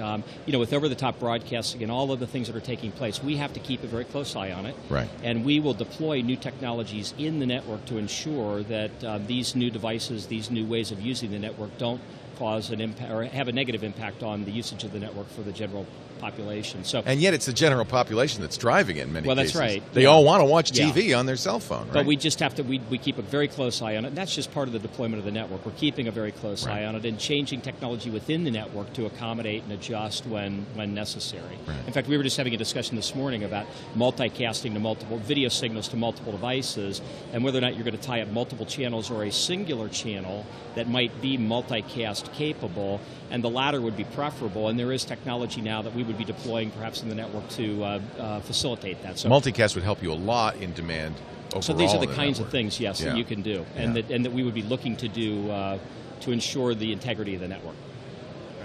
Yeah, those are the benefits of the LTE network. It can bring those kinds of technologies to the table. For the broadcasters, it can bring, a little bit better service than what they were getting off the 3G network. So those are things that we're working on for the broadcasters in the future. Right. We have some exciting things that are happening. We're partnered with some folks that we're demonstrating in the booth, or showcasing, I should say, in the booth, that are leveraging, as an example, Droid handheld devices that have the processing capability with an HDMI input to deliver broadcast quality video over the 4G LTE network, and it's quite impressive, up to and including 3D broadcast video. So it's very, very impressive what you can do with the technology. You got the bandwidth.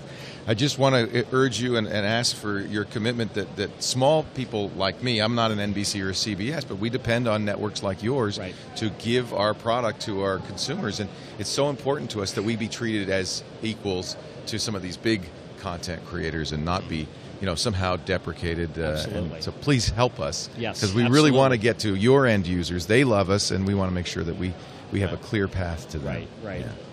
Thank you. And that's what we're showcasing in our booth upstairs in the South Hall is multiple form factors, and a lot of those are getting much, much smaller in the form factor and utilizing the LTE network to be able to push that video content back to the broadcast center.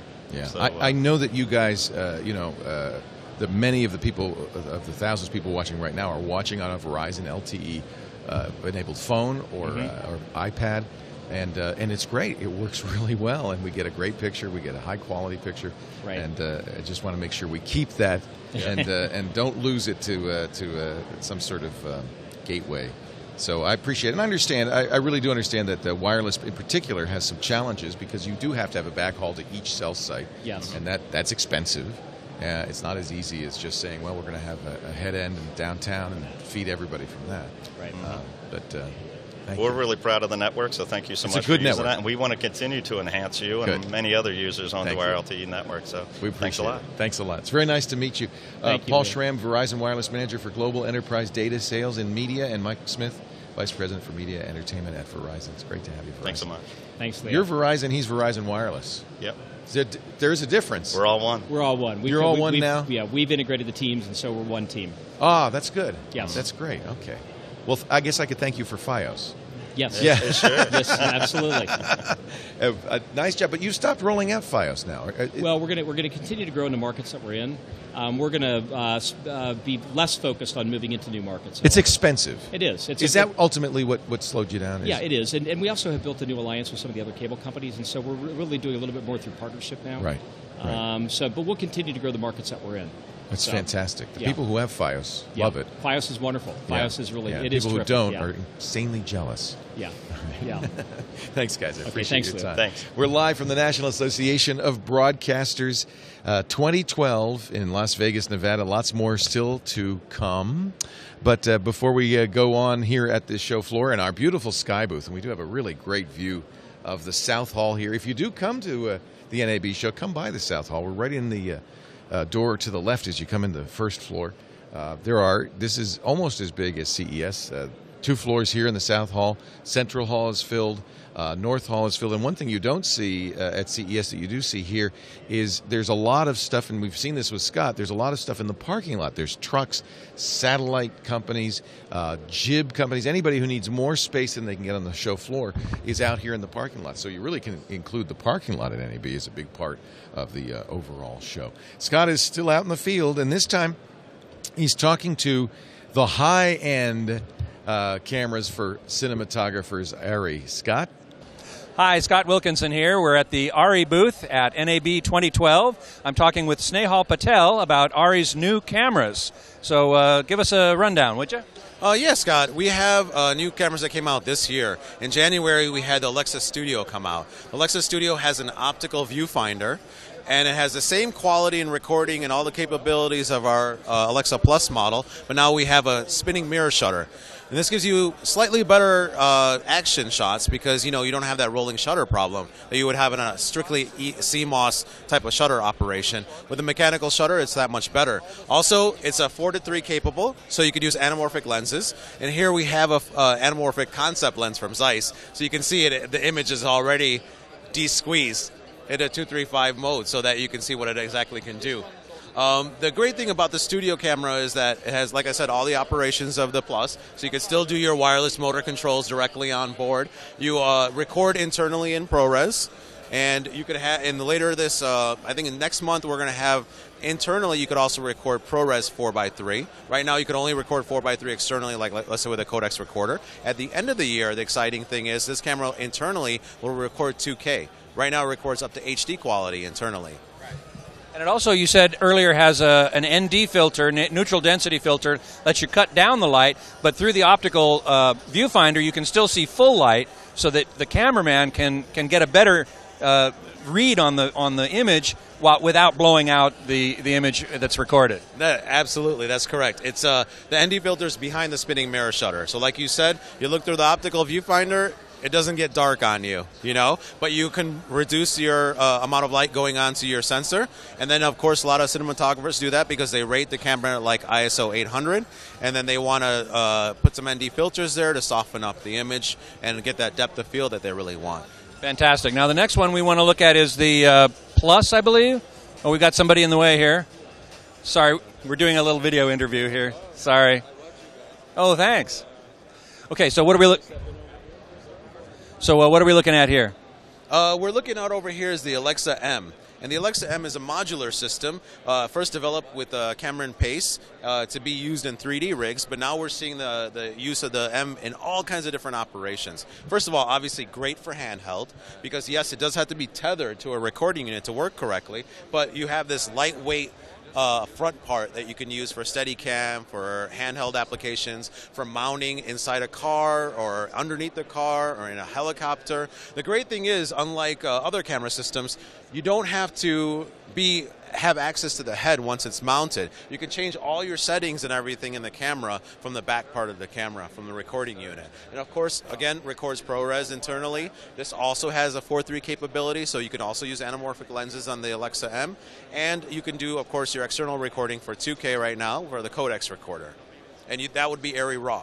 So the beauty is that you have all these different choices of workflows with our full line of cameras. And anytime we do an extension of an ability of one camera, they all get extended, and the software updates allow all the different cameras to do the same types of things. Beautiful. And then finally we have the Alexa Plus. And tell us what's new here. Well, this is the new version of the Alexa Plus, which is a 4:3 camera. So this is a new Alexa Plus 4:3 basically, and this also can now take anamorphic lenses. Yeah, the same great quality, same build, same robustness as ever before, except now we have an extended use of the camera. So once again, if people want to use anamorphic, let's say they want to use a studio for their A camera, and they want a B camera, which will be for more specialized shots or anything like that, they have the choice of the M, and also now the Alexa Plus 4:3. Now you told me off air that something like 95% of drama on TV is now shot on Alexa cameras. Is that correct? Yes, they have changed over all these dramatic television shows that are usually one camera show type of shows, you know. They've all changed over to using the Alexa. They find it really simple to use on set. They love the image quality. They love the control that they have. They almost, out of those shows, about 90% of them actually shoot internally with the ProRes 444 codec. So they're using, HD quality, but with an extended range that they can go back and color correct. So I'm amazed that the majority are using this particular camera, but that they're shooting digitally. That film has been pretty much abandoned. Yeah, well, the good thing is that Arri saw the trend coming, and we're able to put a product on the market for those people that were looking for something else. I mean, it's not because we made this camera that now film is gone. Of course, we would love to make film cameras. They're a lot more expensive, so we'd love to sell those instead. But honestly, it's the demand from the marketplace that has driven us to try to go this way. So you're taking the lessons of a company that's been in this business for 95 years, and you're turning it into going from analog to digital. Lessons had to be learned. We had the D20, we had the D21, the Lexus, the third generation digital cinema camera, and it really works. The technology comes from our background in scanning technology. We know what we're doing because we take film and make it digital anyways. So we know what we're doing. So now we're just doing that with the camera systems. One final question. You said offline that I asked you if you made 4K cameras, and you said no. And I didn't say no. I said, why would we do that? You're correct. So answer that question. Why would we do that? Or why wouldn't you do that? There's no reason to just add more resolution just to add more resolution. If you look at the reason why we get a good image quality out of our camera, you have to understand that resolution plays a part of it, but it's not the most important thing. There's more important things like signal-to-noise ratio, color detail, how much rendition you get in the skin tones, what kind of extended range do you have for your exposure. And Alexa and all our Alexa line of cameras have repeatedly delivered on every one of these things. I love to give the example of the movie Drive. People have seen it in the theaters. They probably thought it was shot on film if they didn't know, or they probably thought it was shot in 2K or some higher resolution. It was shot in HD, and it looks absolutely gorgeous. Even on a really large screen in a commercial cinema. Absolutely. Now, the new Spider-Man movie that's coming out, Sony is pushing for releasing it in 4K theaters. It's a 2K show. It was shot in Arri Raw in 2K. So to say that Sony didn't shoot it on their own cameras? Well, there's a lot of Sony productions that are using our camera. So if they're looking at releasing into their theaters and they want to push and they want to show the beauty of their 4K projection, and they're using our source for digital film, that means we must be doing something right. And another example I like to give is all the new films that are coming out that were shot last year that we didn't have a lot of buzz about, but now we can talk about, like Avengers and things like that. They're of course shot with our camera. James Bond film is shot with our camera. All the top feature productions are looking at our camera seriously. So I think it's a really exciting time for us, and I'm really happy about it. But at the same time, I think people can come and use Alexa for all kinds of different reasons. It's not just a feature film camera. You can use it for television, broadcast, wildlife, and we have different kinds of solutions to fit different kinds of needs. Fantastic. Thanks so much for talking with us. Thank you, Scott. Really appreciate it. This is Scott Wilkinson at the Arri booth at NAB 2012. Cool cameras that I will never be able to buy. That's the name of that segment. We'll have one more piece of Scott in the field here at NAB 2012, the National Association of Broadcasters show. Joining me right now, video blogger Steve Garfield, stevegarfield.tv. It's great to see you. You too. This is fun. You've been broadcasting from the show, haven't you? Yep. I was at the Telestream booth doing live. Makers of Wirecast. Exactly. I love that Wirecast program. Yeah. So we had a bunch of guests. We had Alex Lindsay. And Colleen Kelly. Exactly, yeah. Today. Yeah. Very interesting. So what did they say? They don't tell me nothing. Actually, I haven't been able to talk to Colleen because now that she works at Google, she won't say anything.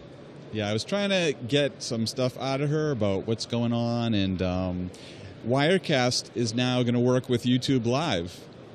So if you They're going to offer a Wirecast as a YouTube Live user, you'll get Wirecast free. Right. Isn't that great? Yeah, if you get YouTube Live, which I can't get. Limited. Oh, I can't get it either. Yeah. That's because they're in beta. They're going to roll it out bigger. Right. In fact, I think they're going to make it public soon. In which case, everybody will get Which Wirecast. would be great. So the thing I asked her about was Google Hangouts. It would be great to have Wirecast front end that so that I could put lower thirds on my guests and just use Wirecast. What'd she say about that? That's a great idea. Yeah, you got about as much as I get out of her. She's and Alex in some ways too, because Alex knows things he doesn't talk about either. And you know what? I also had Tim Street. Love Tim. Yeah, and we were talking about the future of Apple and TV, and he couldn't say anything either. See, that's why I don't interview people who know anything anymore, because they won't talk. The people who know won't talk. The people who talk don't know. Well, how are you going to win this one? So, Steve, have you come to NAB before?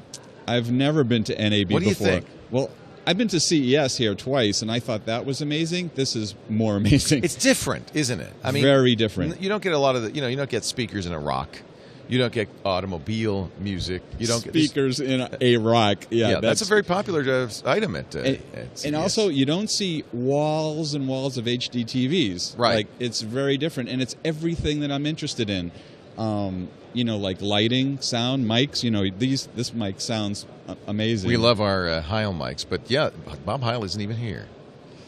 Oh, this just came in. Dick Clark passed away just moments ago. A massive heart attack at the age of 82. If you saw him at the Rockin' New Year's Eve, a few months ago, it was pretty clear he was not in great shape, but it was kind of neat because he was really enjoying himself. It was really fun for him to be there.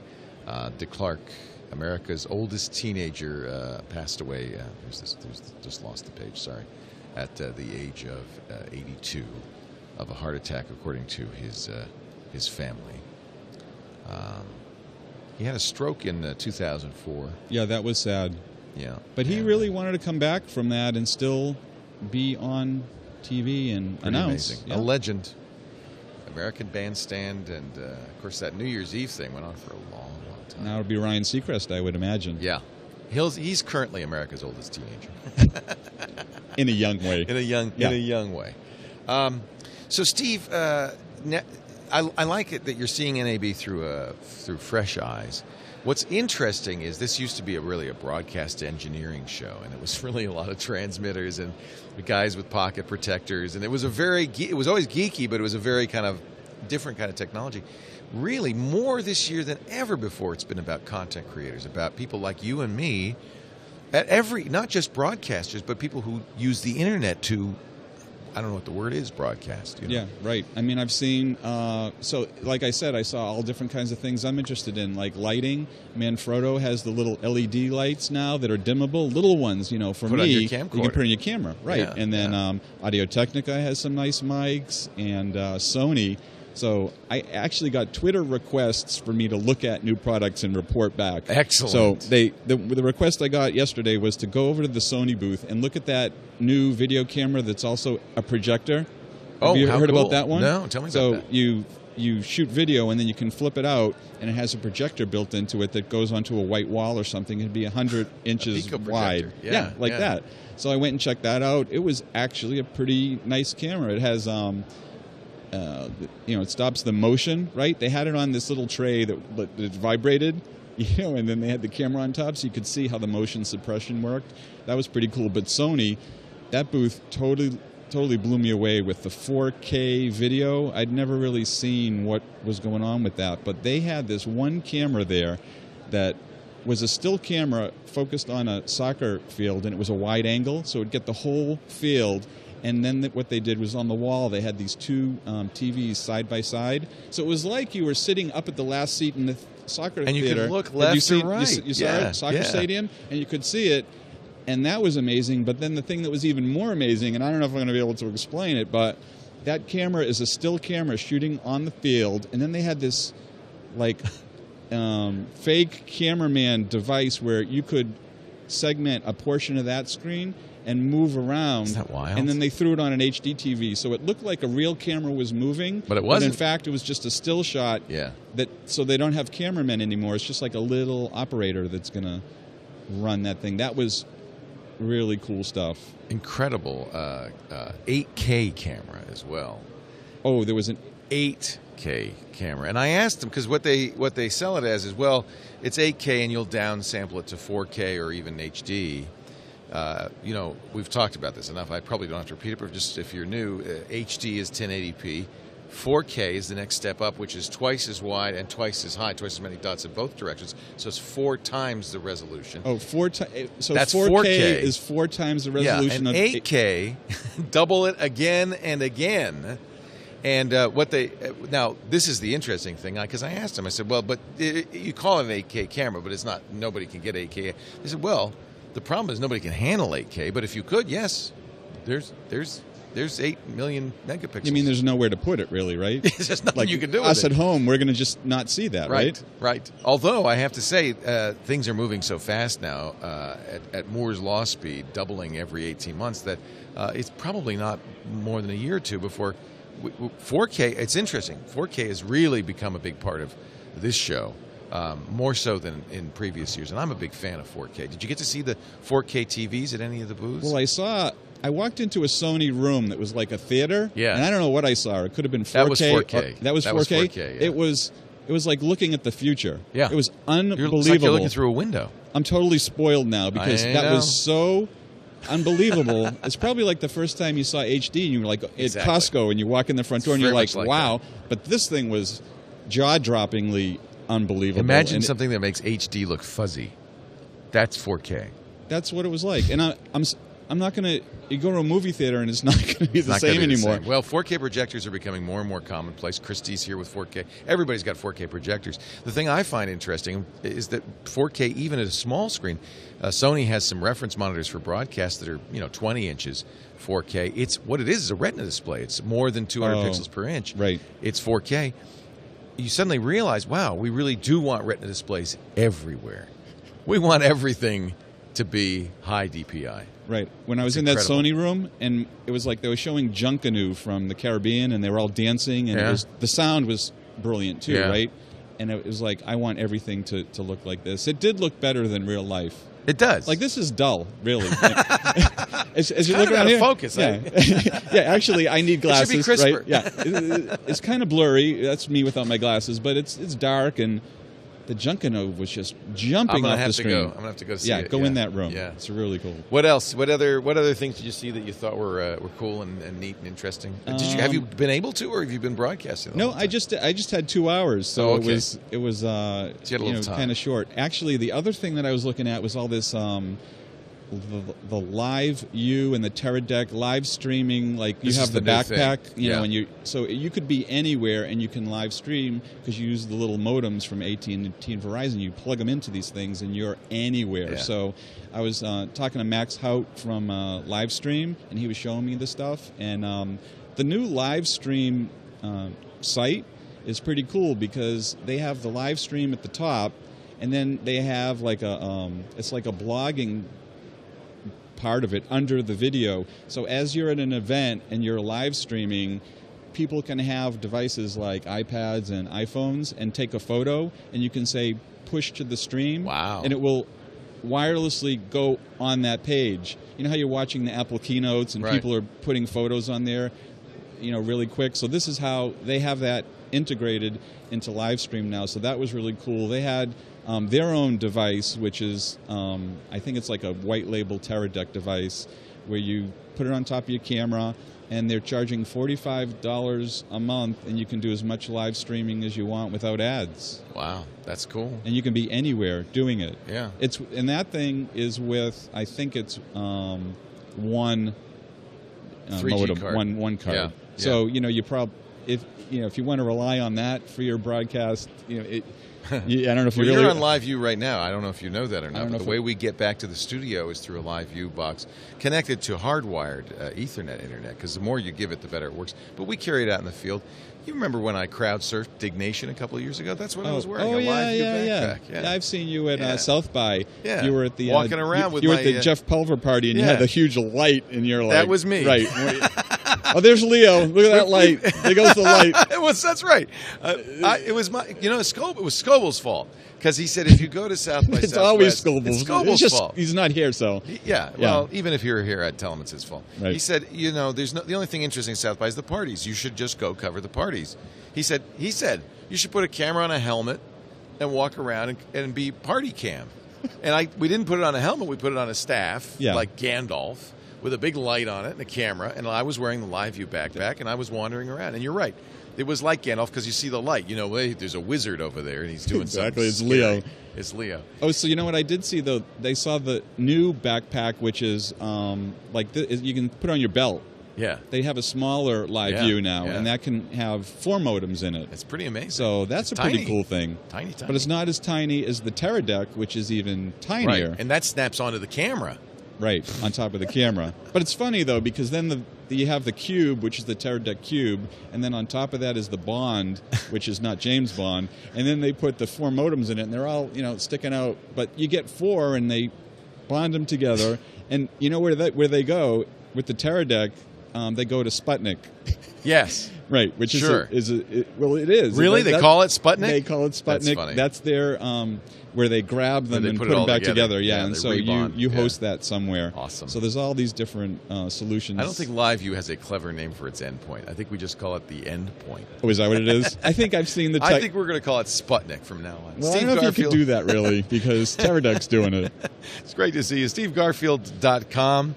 And will the things you did from the Telestream booth today be on the internet there? Yep. People can just go to stevegarfield.com, and then they can click on my blog, and I have links to everything. Yep. Excellent. It's great to see you. All right, Leo, good to see you. Thank you so much for coming by. We are live at the NAB Show 2012. We got one more from Scott Wilkinson out in the field on the show floor. This man, he's gelling. I'm sure he's got those Dr. Scholl insoles because he's really been traveling. He's at Xilinx right now. Take it away, Scott. Scott Wilkinson here at NAB 2012. I'm in the Xilinx booth talking with Aaron Beeman about a couple of very interesting things that Xilinx is doing. Tell me what we're standing in front of right here. Sure, Scott. So this is Xilinx's EdgeQuam targeted design platform. This has been developed to address a lot of the upgrades which will be happening in cable TV to offer a lot more video on demand services or narrowcast services to the consumer. What we're doing is we're taking, in this particular demonstration, over 50 video feeds from a PC server, running that over Ethernet into our platform. We're then doing all of the RF modulation so that we can then send that out over this high-speed digital analog converter out over coax, and then we're pumping that through a Radio Shack amplifier that we have in the box down here out to these 2 TVs, and you can actually flip through all of the various channels here. These are simulated channels in this particular case. In this particular case, that is correct. And got this display over here. There we go. I'm just switching the channels too fast. And this will allow for, it's a very scalable platform. So what we're doing here would, in this particular platform, would target something for like a hospitality QAM box, something that you'd find like from a LodgeNet that would support all of the TV in the hotel rooms where we're all staying here. Now, the important thing to understand about Xilinx is that you're a company that develops different products, different chips and so on, using FPGA, programmable gate arrays, field programmable gate arrays, in order to be able to mold silicon to do whatever you want. Absolutely. So we're living in a programmable world, and being able to take a product concept and very rapidly develop a next-generation product is becoming critical in this fast-moving industry. So this is just one of many examples here at the Xilinx booth this week where we're showing some of these development platforms that help accelerate engineering productivity. And another one is right behind you. We're going to go check that out, which you've developed in relation or in collaboration with the BBC. So actually, this is something that was developed by the BBC R&D team. This is a product called StageBox, and we have it right here. What we're doing is we're taking, we've got a professional camera up here, which is taking live video over SDI, so that's uncompressed video. We're shooting that into the BBC-developed StageBox reference design here, and then we're sending that over gigabit Ethernet to the booth next door. So why don't we take a walk over there, and I'll show you the video on the other end. So this is really video over IP, and it's not only carrying the video, but it's carrying a lot of other data as well. It's carrying all of the audio, and it's also carrying the talkback. So this is great for capturing live events anywhere in the world. Anywhere you have access to reliable gigabit Ethernet, you can shoot video and remotely control your camera crews out in the field. Also great for reducing costs in terms of the amount of production staff that you'll send out to a location too when you're doing non-live events as well.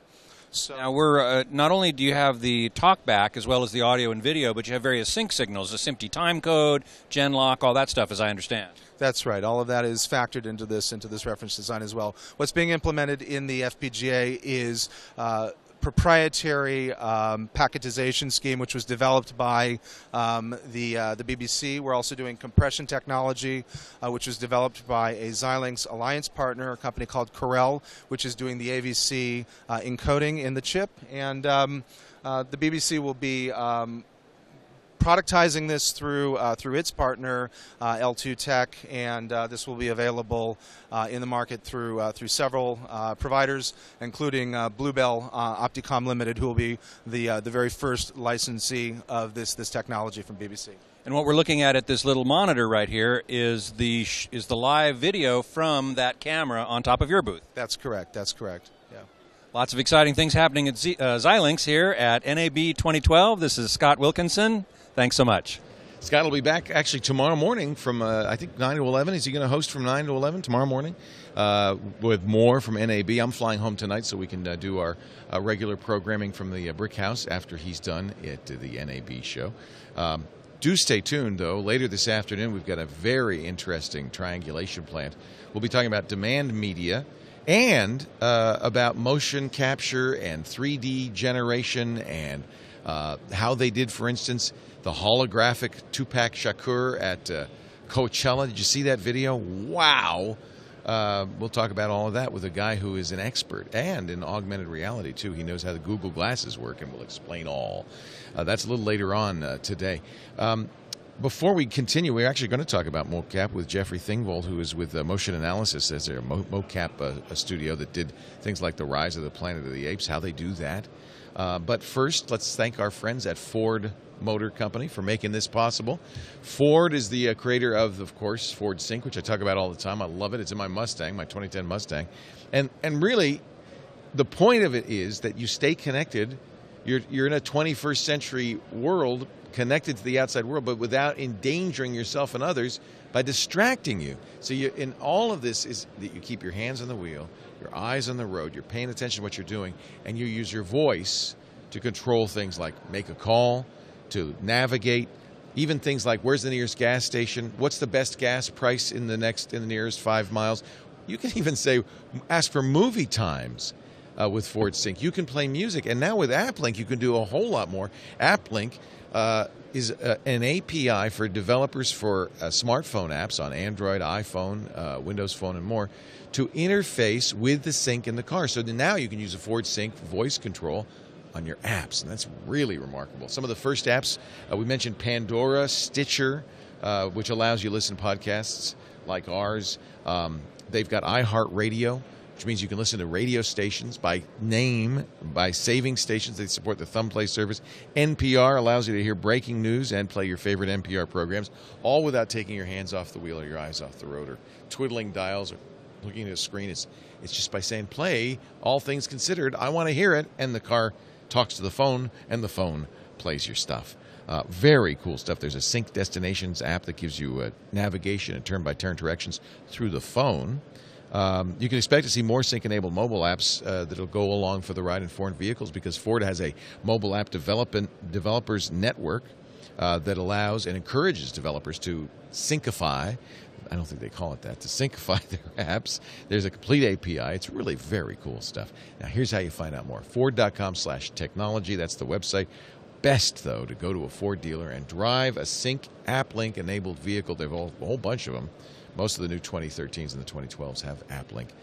Make sure you ask for AppLink. Bring your smartphone and get a demonstration. It's pretty cool. Drive one at a Ford dealer near you. We thank Ford for their support of our NAB broadcast. I think our last guest of this segment is right here, Jeffrey Thingvold from Motion Analysis. Jeff, nice to see you. Thanks for stopping by.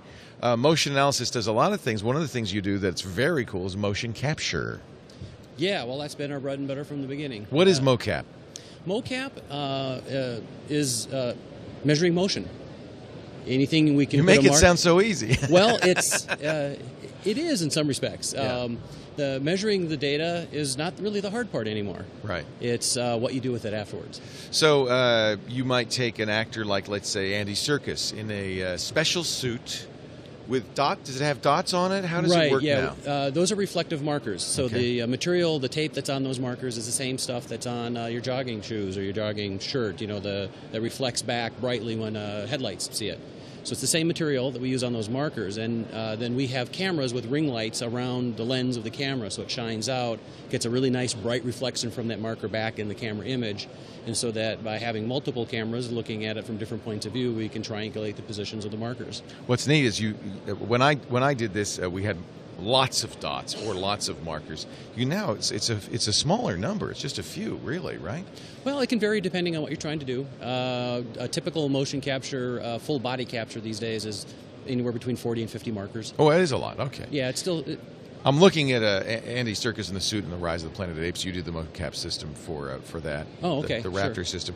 And so the idea is that these cameras aren't recording video per se. They're recording information about where he is in space. That's exactly right. Yeah. And sending it back to a computer. Right. The latest generation of cameras that we developed do the centroid calculations on board the camera. So the 2D The camera does it? Yeah. The camera has all of the computing power on the camera itself to compute the 2D locations that it sees, and it sends those to our software that integrates them together to do the 3D That's nice because you don't have to send a big, rich stream of data back. You could just send the data points. Oh, it's a huge benefit. Yeah. One of the main benefits that we've gotten from it is the fact that we can use them outdoors now, because bright lights would tend to overwhelm the cameras in the past, and now with some filtering, logical filtering on board the camera, we can avoid the big blobs and things that you get from sunlight or large reflections. There's a scene in the Rise of the Planet of the Apes where they're attacking the Golden Gate Bridge. Yes. And that's an outdoor scene, and those actors are wearing motion... I mean, there's a lot of them. They're wearing motion capture suits. And That's right. That's probably the largest motion capture volume that has ever been done. I forget the exact dimensions, but it's something like 100 by 150 feet. Wow. In terms of the actual capture. How many cameras do you have to have in a situation? Is there a number of cameras per actor? Weta, their technical people are unbelievable. That's amazing. And so they were able to get away with doing that whole capture volume with about 20 of our cameras. Is that all? Yeah. Wow. Yeah. So you make the cameras that are converting the data in the camera. Right.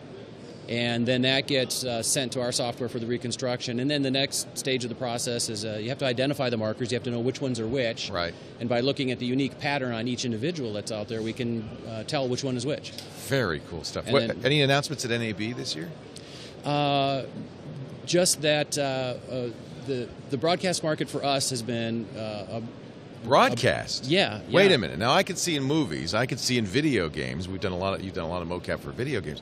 You mean live broadcast? Yes. Like I was saying before, we can track anything you can put a marker on, and one of the things that we track is a studio camera. So now we can track with the precision necessary to do camera tracking in a green screen environment. Always a problem. If you have a green screen, and you're going to have to wrap your head around this one, but if you have a green screen, I can sit here and we could project, have a green screen and use keying software to replace the background green with, let's say, the show floor at NAB. Not we could. The problem is if you move the camera, you get the weirdest perspective shifts because the background doesn't move while I am moving. Right. So what you've done is you've now solved that by Correct. tracking the camera movement, feeding that back into the green screen software and saying, move the background in harmony. That's exactly right. There have been technologies for doing that and still widely used, encoders. Well, we used to use motion heads on the Right, and those are camera. still used. Yeah. But the problem is that you can't use it with a handheld or a Steadicam camera, Right. or it can be very difficult to set up a large number of them and have them all coordinated together very the well. kind of moves you did were very limited. And Right. Yeah. So by setting up a tracking volume inside the green screen environment, we can track the cameras, and you can pick them up, a handheld camera, Steadicam camera, and move them all around. And I just got back from Korea doing they had their elections last week.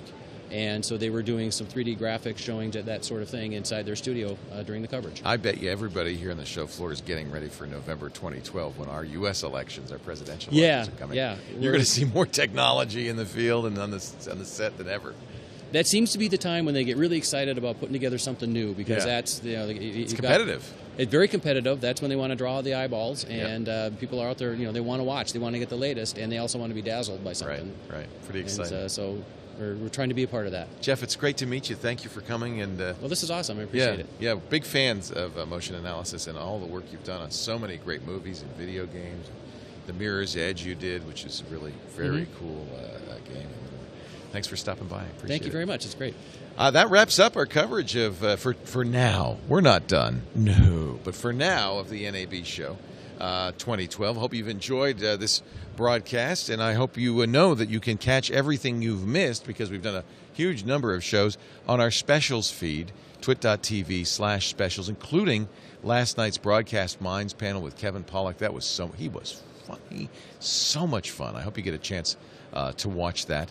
We have a great team here. I want to thank each and every one of them, but if I did, we would be so over time that I would be in deep trouble, because This Week in Google is coming up next. So I just will defer, but thanks to Karsten Bondi, our producer on the show floor. Thanks to Alex Gumpel, who was our switcher, to Ryan Marsh, who's our gaffer today, Brent Bai, who was out in the field with Scott Wilkinson, Alex Lindsay, Kirk Harnack. What a team we've got here. Eileen Rivera, our senior supervising producer, and of course the CEO of TWiT, and really the woman who put this particular production together by hand, Lisa Kensel. I'm Leo Laporte. Thanks for joining us.